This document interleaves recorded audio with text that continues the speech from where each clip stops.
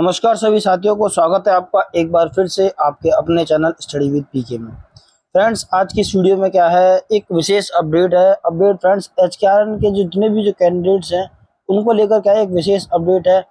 लगभग क्या है, इसमें आपकी क्या है, सारी वो जो बातें हैं कि किन कर्मचारियों को निकाला जा रहा है, किन कर्मचारियों को रखा जा रहा है, तो उसमें क्या सारी बातें आपकी क्या क्लियर हो जाएंगी। इसमें क्या है फ्रेंड्स, लगभग क्या इस टॉपिक पर बात की गई कि मुख्यमंत्री जी से पता कर ले कि लगभग क्या है जो 1,20,000 जो कर्मचारी जो एचकेआरएन के तहत हरियाणा प्रदेश के विभिन्न विभागों में कार्यरत थे, तो उनमें से कितनों को क्या है जॉब सिक्योरिटी क्या है मिली है। तो फ्रेंड्स, लगभग इसमें हम बात करें,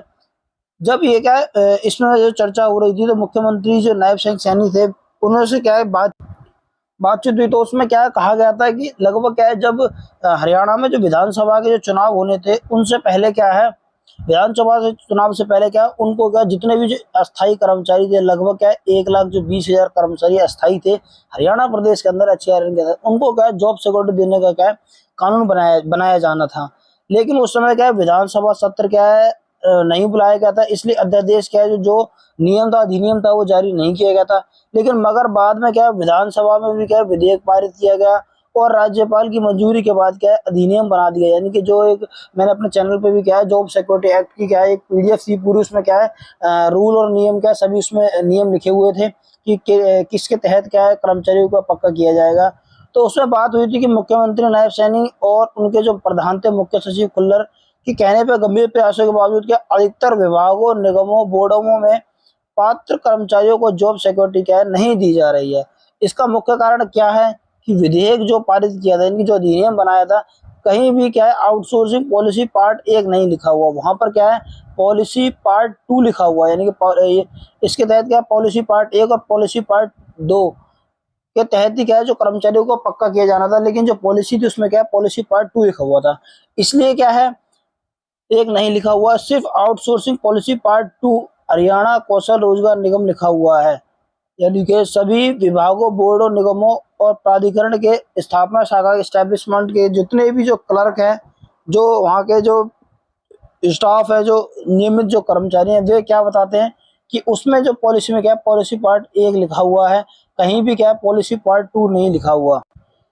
उसकी वजह से क्या है जो अस्थाई जो कर्मचारी थे उनको क्या जॉब सिक्योरिटी एक्ट का लाभ नहीं दे रहे। किस वजह से? क्योंकि इसमें पॉलिसी पार्ट 2 लिखा हुआ है, पॉलिसी पार्ट 1 नहीं लिखा हुआ। यही रीजन बताकर क्या उनको क्या जॉब सिक्योरिटी का जो लाभ है वो नहीं मिल रहा है, जिन्हें हरियाणा कौशल रोजगार निगम में पोर्ट नहीं किया गया और अभी भी क्या आउटसोर्सिंग पॉलिसी पार्ट 1 के तहत ही नौकरी कर रहे हैं। उन जो क्लर्कों का क्या कहना है कि अधिनियम में आउटसोर्सिंग पॉलिसी पार्ट 1 नहीं लिखा हुआ, यानी जिन कर्मचारियों को हरियाणा कौशल रोजगार निगम में पोर्ट कर दिया गया था या आउटसोर्सिंग पॉलिसी पार्ट 2 के तहत जो लगे हुए थे, जिन पदों पर लगे हुए थे,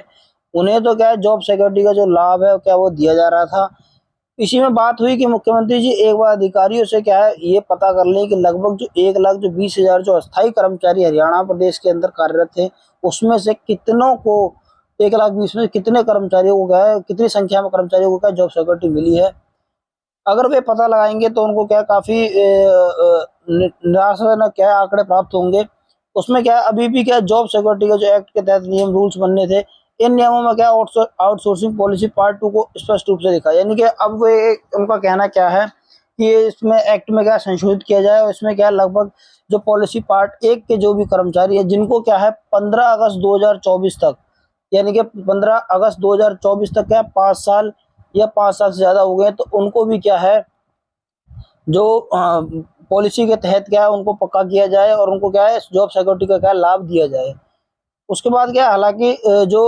मुख्यमंत्री जी का कहना क्या है, जो सार्वजनिक जो जब भी कभी मीटिंग होती है, वार्ता होती है, तो उसमें क्या है मुख्यमंत्री जी का कहना यह होता है कि जो पॉलिसी पार्ट 1 के जो भी कर्मचारी हैं और पॉलिसी पार्ट 2 के, यानी कि दोनों को ही क्या है जॉब सिक्योरिटी का क्या लाभ मिलेगा, परंतु जो पॉलिसी है उसके अंदर क्या है ऐसा कुछ कहीं लिखा हुआ नहीं है। तो फ्रेंड्स, यही कुछ इसमें अपडेट थी फ्रेंड्स वीडियो में। ऐसी ही देखते हैं इसमें और क्या अपडेट आती है। ऐसी कोई कुछ अपडेट आएगी तो आपको मेरे चैनल पे मिल जाएगी फ्रेंड्स। ऐसी और अपडेट्स देखने के लिए चैनल को सब्सक्राइब जरूर कर लेना फ्रेंड्स। मिलते हैं नेक्स्ट वीडियो में, तब तक के लिए जय हिंद, जय भारत, जय हरियाणा दोस्तों।